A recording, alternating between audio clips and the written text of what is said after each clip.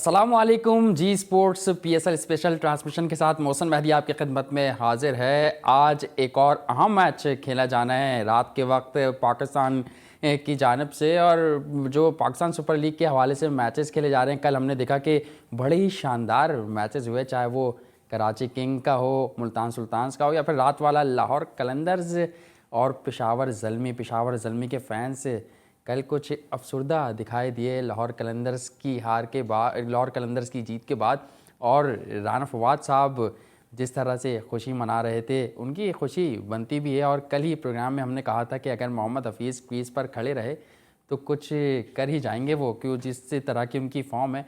पाकिस्तान के लिए भी उनकी फॉर्म बड़ी ज़बरदस्त थी, और इसी क्लीन हिटिंग की मोहम्मद हफीज़ अपनी क्लीन हिटिंग की वजह से पहचाने जाते हैं। और कल हमने देखा कि उसका उन्होंने भरपूर फ़ायदा उठा के अपनी टीम को आज ऐसे मरहले पे लिया है कि अगर आज लाहौर कलंदर जीतता है तो फिर कराची और लाहौर का जो शायकीन क्रिकेट और शायकीन लाहौर और कराची ये चाहते हैं कि उन दोनों की टीमों का फ़ाइनल वो हो सकता है।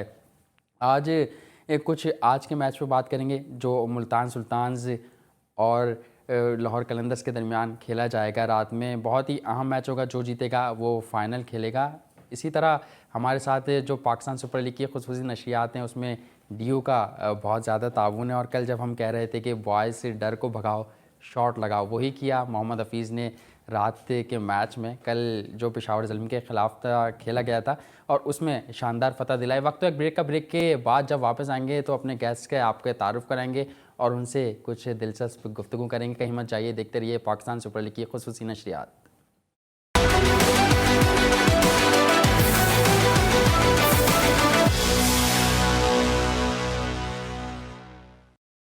Welcome back once again. और जिस तरह हम बात कर रहे थे कि गेस्ट से आपका तारुफ़ कराएंगे, तो आज होने वाले मैच के लिए हमसे बात करने के लिए स्टूडियो में हमारे साथ मौजूद हैं। आप इनके अदाद शुमार से इन्हें जानते होंगे, पूरी दुनिया वाकिफ़ है इनके अदाद शुमार से। जिस तरह के ये स्टैट्स निकाल कर लाते हैं, मुनफरिद स्टैट्स होते हैं और लोग काफ़ी हैरान होते हैं जब इन्हें देखते हैं, इनके स्टैट्स सुनते हैं। मैं बात कर रहा हूँ, आपने इन्हें देखा भी है, सुहेल खान के। सुहेल, आपको वेलकम करेंगे।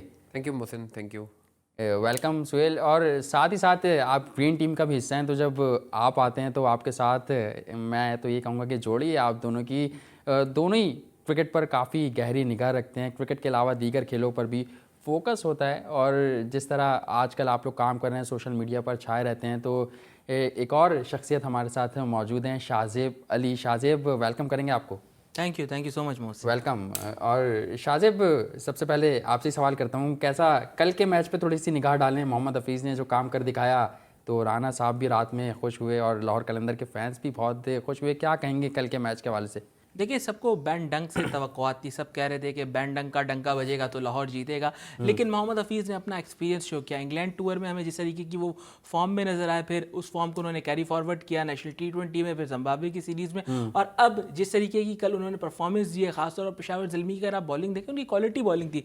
क्वालिटी बॉलिंग के अगेंस्ट जिस तरीके से वो हिटिंग कर रहे थे, जिस तरीके से उनका बैट फ्लो हमें नजर आ रहा था, उन्होंने गेम को अपने हाथ से जाने नहीं दिया, गेम को कंट्रोल में रखा। और आखिर में आप देखें कि एक ही ओवर पहले उन्होंने मैच को ख़त्म कर दिया। समित पटेल ने उनका साथ दिया, डेविड वीज ने उनका साथ दिया। बैन डंक अपना डंका नहीं बजा सके, लेकिन आज देखते हैं कि बैन डंक क्या करते हैं। ठीक है, आज देखते हैं कि बैन डंक क्या करते हैं, और ज़रूरी है बैन डंक का परफॉर्म करना लाहौर कलंदर्स के लिए। सुहेल भाई, कल का मैच हमने देखा, पहले ही मैच सुपर ओवर में गया। सुपर ओवर के बाद रात वाले मैच में बड़ा शानदार लाहौर कलंदर ने कमबैक किया। क्या समझते हैं, क्या स्टैट्स हैं कल के, कुछ मुनफरिद कुछ बता सकते हैं ऐसा? देखें, एक तो सबसे पहले ये कि सुपर ओवर में मैच, इससे पहले कराची किंग्स को सुपर ओवर में हार हो चुकी थी, लाहौर से वो हारे हुए थे, तो उनके लिए बड़ा टफ था, लेकिन उन्होंने मैच को जीता। बाबर आजम ने PSL में जो है वो अपने 400 रन को मुकम्मल कर लिया है। अब तक वो लीड भी कर रहे हैं 410 रन के साथ। और सबसे इंटरेस्टिंग बात यह है कि उन्होंने इससे पहले भी एक सीज़न में 2018 में 410 रन बनाए थे, और अगर वो फाइनल में एटलीस्ट 26 रन बना लेते हैं तो वो किसी भी PSL के सीज़न में सबसे ज़्यादा रन बनाने वाले बैट्समैन भी बन जाएंगे। और वैसे भी 2020 में बाबर आजम ने सबसे ज़्यादा रन ओवरऑल T20 क्रिकेट में बनाए हैं। अच्छा, आज जैसे मैच हो रहा है मुल्तान सुल्तान्स और लाहौर कलंदर्स का, तो अब वैसे रिकॉर्ड देखें हेड टू हेड, तो 6 में से 3 मैच मुल्तान सुल्तान ने जीते हैं और 3 मैच जो है वो लाहौर कलंदर्स ने जीते हैं। सही। और आखिरी जो मैच इन दोनों के दरमियान पीएसएल में इसी साल के शुरू में हुआ, तो उसमें क्रिस लिन ने सेंचुरी बनाई थी, खुशदिल शाह ने 29 गेंदों में 70 रन बनाए थे। जी।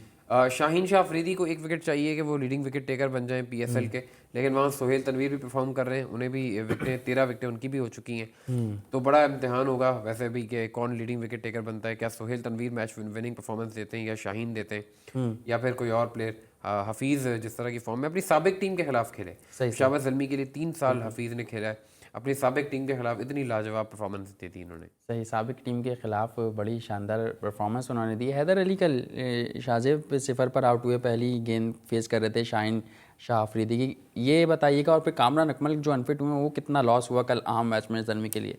देखिए, कामरान अकमल अर्ली ऑन बड़ा ज़बरदस्त स्टार्ट प्रोवाइड करते हैं पेशावर ज़ल्मी को, और कल आप देखें उनका कॉम्बिनेशन डिस्टर्ब हुआ। हैदर अली जो कि इस पूरे टूर्नामेंट में 1 डाउन पर या फिर नंबर 6 पर खेल रहे थे, उनको ओपन के लिए आना पड़ा, और वो जिस तरीके की बॉल का उनको सामना करना पड़ा। शाहीन शाह अफरीदी जिस तरीके से आप देख रहे हैं कि वो हर फॉर्मेट में छाए हुए हैं, खासतौर पर T20 में वही फॉर्म उन्होंने शो की जिस तरीके की उन्होंने बॉल की, मैं तो समझता हूँ वो अनप्लेएबल डिलीवरी थी। और हैदर अली के आप अगर तासुरात देखें ना, जब वो वापस जा रहे थे वो बार बार साइड स्क्रीन की तरफ देख रहे थे, उनको खुद समझ में नहीं आया कि ये गेंद पढ़कर अंदर किस तरीके से है, क्योंकि वो एक्सपेक्ट कर रहे थे कि वो बॉल बाहर जाएगी। लेकिन इसके साथ साथ अगर आप कामरान अकमल की बात करें तो कामरान अकमल की कायद-ए-आज़म ट्रॉफी में जो है वो फिंगर इंजर्ड हो गई थी, लेकिन उससे वो रिकवर हो गए थे। लेकिन फिर ट्रेनिंग में एक दिन पहले उनको बैक स्पैज़म हो गया, जिसकी वजह से वो मैच का हिस्सा नहीं रह सके।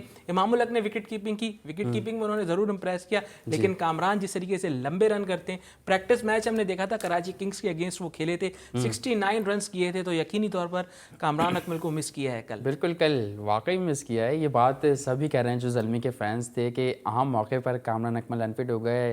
इमामुल हक की आपने बात की, इंप्रेस किया विकेट कीपिंग के हवाले से। सुहेल, आप क्या कैसे देखते हैं कि इमाम ने जो विकेट कीपिंग की, उसके हवाले से आपके क्या तासुरात हैं? और साथ साथ ये भी बताइएगा कि इससे पहले कहीं उन्होंने विकेट कीपिंग के फ़राइज़ अंजाम दिए हैं? अच्छा, डेजिग्नेटेड विकेट कीपर के तौर पे इमाम कभी नहीं खेले, डेजिग्नेटेड विकेट कीपर के तौर पे वो नहीं खेले। अच्छा, बाकी कामरान अकमल की जो बात हो रही है, तो अब यकीन मैं आपको बताऊं एक और फैक्ट कि पहली दफ़ा पीएसएल की हिस्ट्री में कामरान अकमल ने कोई मैच मिस किया है। अच्छा, ये एक बड़ा इंटरेस्टिंग फैक्ट है कि पहली दफ़ा उन्होंने मैच मिस किया है। अब सिर्फ सरफराज अहमद और मोहम्मद नवाज वो वाहिद क्रिकेटर्स बच गए हैं जिन्होंने पीएसएल में कोई मैच मिस नहीं किया। देखें, एक प्लेयर को अचानक अगर कहा जाए कि आपको कीपिंग करनी है और वो कीपिंग करे, तो इमामुल हक ने की और अच्छी कीपिंग की, 2 कैचेस भी लिए। बिल्कुल। तो मेरे ख्याल से उनकी हिम्मत को दाद देनी चाहिए कि उनका काम नहीं यही है, और विकेट कीपिंग कोई आसान काम भी नहीं होता, बट स्टिल उन्होंने अपनी तरफ से बहुत अच्छी कोशिश की और 2 कैचेस भी उन्होंने लिए। बिल्कुल, और इसीलिए डीयू का हमारे साथ साथ है, तो डीयू यही कहता है कि कम ऑन बॉयज़, डर के आगे जीत है। अगर इमामुल हक कल डर जाते विकेट कीपिंग का सुन के, तो फिर वैसे ही विकेट कीपिंग कर नहीं पाते जैसे उन्होंने की। जैसे सुहेल बता रहे हैं कि 2 कैचेस पकड़े और अच्छे कैचेस उन्होंने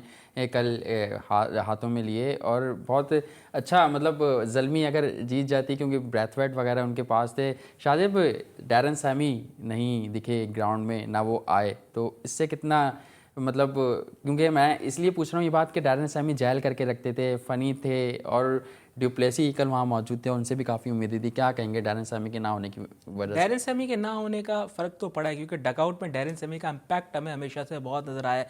प्लेयर्स के साथ अंडरस्टैंडिंग है, प्लेयर्स के साथ बॉन्डिंग है, और अब तो उनको हेड कोच की डेजिग्नेशन भी दी गई थी। लाइक वो अगर एज अ प्लेयर खेलना चाहते तो प्लेयर भी खेल सकते थे, लेकिन वो हेड कोच थे। तो इसीलिए अगर हम देखें डैरन सैमी की ना होने से पेशावर को फ़र्क ज़रूर पड़ा है, लेकिन फाफ डुप्लेसिस के आने से उनकी टीम में एक जान आई थी।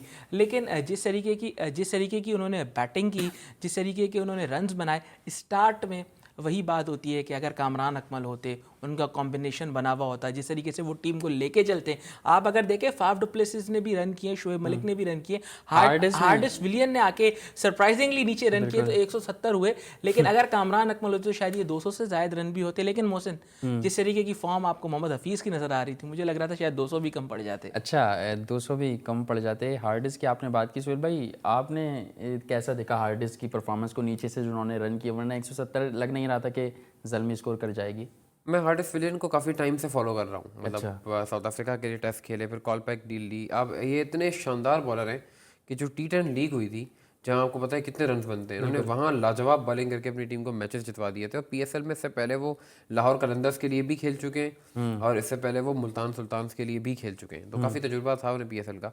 तो उन्होंने दिखा दिया कि जिस तरह के वो प्लेयर हैं उन्होंने अपनी बैटिंग एबिलिटी से भी दिखाया। अलबत्ता बॉलिंग में नहीं चले, ये थोड़ा बॉलिंग में साकिब महमूद के आप क्या कहेंगे? हमने देखा कि पावर प्ले में 3 विकेटें हासिल करनी थी, लेकिन फिर भी काफ़ी एक्सपेंसिव हो गए वो। 10 ओवर में 40 रन उन्होंने स्कोर। वहाँ एक गैम्बल आई थिंक, अगर जिस तरह वो बॉलिंग शुरू में कर रहे थे, अगर उनसे 3rd ओवर भी करा दिया जाता ना उसी वक्त, तो शायद पे ऑफ कर जाती वो चीज़, क्योंकि आपका मोमेंटम बना हुआ था। बाद में जब आए तो हफीज़ वगैरह सेटल्ड थे।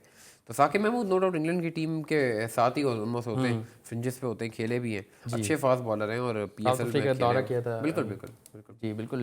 हमने साकिब महमूद के हवाले से बात की, कल के मैचों पे नज़र डाली। अब कुछ बात करते हैं आज होने वाले नेशनल स्टेडियम में जो मैच होगा लाहौर कलंदर और मुल्तान सुल्तान्स के हवाले से। शाहजेब, क्या देख रहे हैं? किस टीम को आप देख रहे हैं कि बैलेंस है, किस टीम को मुश्किलात का सामना थोड़ा सा करना पड़ेगा? क्या कहेंगे आज के मैच के हवाले से? देखिए, लाहौर कलंदर्स की टीम मुझे एक सेटल कॉम्बिनेशन नज़र आ रहा है। अगर आप मुल्तान सुल्तान्स की बात करें, रायली रोसो है उनके पास, एडम लिंथ है उनके पास, लेकिन उनकी बॉलिंग में अगर आप देखें, जैसे सोहेल तनवीर ने कल स्पेल बड़ा अच्छा किया, लेकिन सेकंड लास्ट ओवर में अगर आप देखें तो लास्ट बॉल पर उनको इमाद वसीम ने जो चौका मारा, कराची की तरफ वो गेम चला गया। तो उनके पास एक्सपीरियंस बॉलर्स हैं, लेकिन मुझे जो लगता है कि टू मैनी एजेड प्लेयर्स हैं उनके पास। अच्छा। शाहिद आफरीदी जिस तरीके की परफॉर्मेंस देते थे, अब आप कल आपने शाहिद आफरीदी की बॉलिंग भी देखी होगी, काफ़ी अर्से बाद वो क्रिकेट खेल रहे थे, इतने रेगुलर नहीं है, तो उनकी बॉलिंग में भी वो चीज़ हमें नज़र नहीं आई। तो जहाँ तक मेरा अगर आप तजिया लें तो मुझे लगता है कि लाहौर कलंदर्स में बैन डंक आज कमाल कर सकते हैं, काफ़ी चार्ज नज़र आ रहे हैं। फिर सुहेल अख्तर को काफ़ी लोग अंडर एस्टिमेट कर रहे हैं, नेशनल T20 में भी हमें इतना खेलते हुए नहीं नजर आए, लेकिन जब PSL के मेन राउंड जुड़े थे बड़ी शानदार बैटिंग उन्होंने की थी। तो सुहेल अख्तर भी उनके पास एक ऐसे प्लेयर है। फिर समित पटेल की जिस तरीके की आपने कल हिटिंग देखी है, डेविड वीजे फुल फॉर्म में नजर आ रहे हैं हमें, तो मुझे लगता है कि लाहौर कलंदर्स फेवरेट्स हैं आज के मैच के लिए। आप शाहजेब भी समझते हैं कि लाहौर कलंदर्स आज फेवरेट हैं। सुहेल भाई, आप क्या समझते हैं कि कौन आज का फेवरेट होगा? फिर शाहिद आफरीदी की शाहजेब ने बात की, उनके भी थोड़े से आदाद शुमार डिस्कस करें, थोड़ा बताएं कि वो फेल हो रहे हैं। हमने देखा कल भी उस तरीके से नहीं चल पाए जिस तरह उनको चलना चाहिए था। 12 गेंदों पे 12 रन 100 के स्ट्राइक रेट से वो नहीं चल पाए। PSL के अंदर भी उन्होंने इस साल अगर 8 महीने पहले वो क्रिकेट खेले थे, एक 35 रन की इनिंग वहाँ भी खेली थी। बॉलिंग में भी वो कुछ नहीं कर पा रहे। तो बस अब शाहिद आफरीदी नो डाउट एक बहुत बड़ा नाम है, और आई थिंक वो नाम पे ही खेल रहे हैं। अब वो इसी नाम के वो लेके श्रीलंका भी जाएंगे लीग खेलने के लिए। तो क्या समझते हैं आखिरी PSL होगा शाहिद खान आफरीदी का? आई डोंट थिंक सो, मुझे नहीं लगता आखिरी होगा, क्योंकि 2-4 महीने बाद PSL तो है, तो लेट्स सी क्या होता है। सही। और आज के मैच का आप क्या टफ है। मैं लाहौर को समझता हूँ। मुल्तान को चाहिए कि अगर एडम लिथ की जगह पे जो डेनली को चांस है, जो ज़्यादा T20 स्पेशलिस्ट हैं, और एक अच्छी लेग स्पिन भी, वैसे लेग स्पिनर्स की कमी नहीं, लेकिन जो डेनली कई ज़्यादा बेहतर है एडम लिथ से, तो एक अच्छी कॉम्बिनेशन आ सकता है अगर जो डेनली को मौका दिया जाए लिथ की जगह। ठीक है, अच्छा कॉम्बिनेशन आ सकता है अगर जो डेनली को मौका दिया जाए। शाहजेब, हम देख रहे हैं कि मुल्तान की टीम में खुशदिल शाह हैं, उनको बहुत पैम्पर किया जा रहा है पाकिस्तान में, उनको मौका भी दिया। ज़ीशान अशरफ हैं, इन दोनों पर आप क्या समझते हैं कि कितना अहम होगा अगर इन आज के मैच में परफॉर्म करते हैं और फिर आगे अगर जाके मौका मिलता है? ज़ीशान अशरफ में टैलेंट बहुत ज़्यादा है, लेकिन क्या आपने टैलेंट के साथ वो इंसाफ कर सकें? क्योंकि इससे पहले अगर आप मेन राउंड की बात करें, मेन राउंड में भी जितने मैचेस उन्होंने खेले, उन्होंने एक 50 रन की इनिंग्स खेली थी। इसके अलावा उनकी कंसिस्टेंसी हमें नज़र नहीं आई थी। कल आप देखें उनके साथ 2 प्लेयर्स रन आउट हो गए। बिल्कुल। तो उनको इस चीज़ का भी अब वो काफ़ी एक्सपीरियंस प्लेयर हो चुके हैं। डोमेस्टिक में आप देखें, नेशनल T20 में आप देखें, उन्हें हर जगह पर मौके मिल रहे हैं। थोड़ा सा उन्हें भी चीज़ों को बैलेंस कर कर चलना पड़ेगा। खुशदिल शाह की जहाँ पर आपने बात की, खुशदिल शाह की वही बैंडंक वाली मिसाल है। अगर वो चल गए तो गेम को वन साइडेड कर देते हैं, अगर ना चले तो फिर उनकी टीम काफ़ी मुश्किलात में आ जाती है। क्योंकि कल भी रवि बोपारा ने एक अच्छी इनिंग्स खेली, वरना अगर आप देखते या सोहेल तनवीर ने आखिर में आके कुछ बैटिंग की, वरना ये शायद 100 रन तक मुल्तान की टीम महदूद रह जाती। तो मुल्तान की टीम मुझे लग रहा है कि स्पेसिफिक प्लेयर्स पर डिपेंड कर रही है। शायद आफरीदी चल जाए, शायद खुशदिल चल जाए, या शायद ज़ीशान अशरफ या एडम लिथ चल जाए, तो हमारा स्कोर बड़ा हो जाए। बनिस्बत इसके अगर आप लाहौर को देखें तो उनके पास 3-4 आपको ऐसे प्लेयर नज़र आते हैं जिन पे वो डिपेंड कर सकते हैं। सही। अच्छा, शाहजेब तो ये कह रहे हैं कि मुल्तान की टीम ये नज़र आ रही है कि वो डिपेंड कर रही है कुछ चंद प्लेयर्स पर। सुहेल, आप इस बात से इत्तेफाक करते हैं कि वो ज़ीशान अशरफ, शाहिद आफरीदी या बॉलिंग में इमरान ताहिर पर डिपेंड बिल्कुल, इमरान ताहिर पे, सोहेल तनवीर पे, और ज़ीशान अशरफ को उन्होंने डायमंड में लिया था, हालांकि वो सिल्वर के प्लेयर थे। अच्छा, कल हमने देखा कुछ, मैं इंटरप्ट करूंगा थोड़ा सा आपको, कि जल्दी में नजर आया जिस तरह 2 रन आउट हुए। हाँ, क्या कहते हैं ना कि कुछ प्लेयर पोटेंशियल उनमें होता है, टैलेंट उनमें होता है, लेकिन कुछ ज़्यादा ही आप उन्हें कहना खुल के लिए कहूँ तो उन्हें बहुत ज़्यादा हाईली रेट करना शुरू कर देते हैं। ज़ीशान अशरफ भी वही है कि वो सिल्वर से डायमंड में पिक हुए, लेकिन डायमंड वाली परफॉर्मेंस दी नहीं उन्होंने। सही। ठीक है, दी नहीं है परफॉर्मेंस। शाहजेब, ड्यू जिस तरह मैं आपको बता रहा हूँ, तो ड्यू का एक स्लोगन है कि बॉयज़ डर को भगाओ, शॉट लगाओ। आज का मैच है, डर भी होगा, प्रेशर भी होगा। क्या कहेंगे कि जो कंट्रोल कर जाए या अच्छा खेले, डर जैसे मोहम्मद हफीज़ का हमने देखा कल, डर को उन्होंने भगा के अच्छी इनिंग्स खेली और अपने मैच जिता दिया अपनी टीम को। आज भी कुछ प्लेयर्स को ऐसे ही परफॉर्म करना पड़ेगा अगर जीतना है, आगे जाना है। देखिए, आपने जैसे ड्यू की बात की तो कल ड्यू ने भी बड़ा साथ दिया था लाहौर कलंदर्स का। आप देख रहे होंगे मैच के ब्रेक में ड्यू को ग्राउंड से सुखाने की कोशिश की जा रही थी। सेकंड बॉलिंग जिस टीम की होगी उसको स्ट्रगल करना पड़ेगा, चेजिंग टीम के पास एडवांटेज होगा। और लाहौर कलंदर्स अगर आज टॉस जीतता है तो यकीनी तौर पर वो चेस के लिए जाएगा। लेकिन अगर मुल्तान चेस के लिए गया तो मुल्तान को बड़ा कैलकुलेटेड खेलना पड़ेगा, क्योंकि वो स्पेसिफिक प्लेयर्स पर डिपेंड कर रहे हैं। सही, चेस पे जाएगा। सुहेल भाई, आप क्या समझते हैं, टॉस जीतने वाला जो भी टीम होगी वो पहले ही चाहेगी कि हम बॉलिंग करें? बिल्कुल बॉलिंग ही करेगी ताकि इजी हो। प्रेशर मैच है, क्वालिफायर 2 है और क्वालिफायर 2 है, बड़ा मैच है, प्रेशर तो है। तो let's see क्या होता है। इस ग्राउंड के थोड़े से अगर हम रिकॉर्ड से आपसे पूछना चाहें कि पहले बैटिंग करने वाले कितने मैचेस जीते हैं, बाद में बैटिंग करने वाले रात के वक्त? देखें, उसमें अगर हम स्टैट्स पे जाएंगे ना तो उसमें बहुत सारे डे मैचेस भी हुए हुए हैं। तो फिर उसमें वो कैलकुलेशंस थोड़ी सी आउट हो जाती हैं अगर हम ओवरऑल बात करें। लेकिन हाँ, ये ज़रूर है कि जो क्वालिफायर्स हुए हैं, अगर आपको याद हो 2019 में भी, तो उसमें जो क्वालिफायर 2 हुआ था 2019 के हिसाब से, तो उसमें जो है वो पेशावर की टीम जीती थी, पहले बैटिंग करके जीती थी, उन्होंने इस्लामाबाद को हराया था। तो ये एक बात है कि जो इसमें इस राउंड का एक्सपीरियंस है 2019 का अगर बात करूँ तो उसमें तो पहले बैटिंग करने वाली टीम जीती थी। ठीक है, पहले बैटिंग करने वाली टीम ही जीती थी। बहुत शुक्रिया अदा करना चाहूँगा सुहेल खान आपका, शाहजेब अली आपका। ग्रीन टीम के आप दोनों स्टार्स मैं कहूँगा हैं और सोशल मीडिया पर छाए रहते हैं, चाहे डोमेस्टिक हो, इंटरनेशनल क्रिकेट हो या फिर PSL हो। आप हमें स्क्रीन पर दिखाई देते रहते हैं, सुहेल खान अदाद शुमार बताते हैं और उससे लोगों को महसूस करते हैं। बहुत शुक्रिया एक बार फिर आपका करना चाहूँगा। रात में आपके सामने फिर रात 11 बजे हाजिर होंगे। और ड्यू जैसे कहता है कि बकअप बॉयज़ ड्यू कर जा या फिर घर जा, आपको आज दोनों ही टीमों को खेलना पड़ेगा और देखना ही है कि आज का मार्का कलंदर्स मारते हैं या फिर सुल्तान से अपने नाम करते हैं। इसी के साथ हमें इजाज़त दीजिए। यकीनन आज के एपिसोड हमारी आपको पसंद आया होगी। मोहसिन मेहदी, सुहेल खान, शाहजेब अली और जी स्पोर्ट्स की पूरी टीम को इजाज़त दीजिए कि आपसे रात में फिर मुलाकात होगी। अल्लाह हाफ़िज़।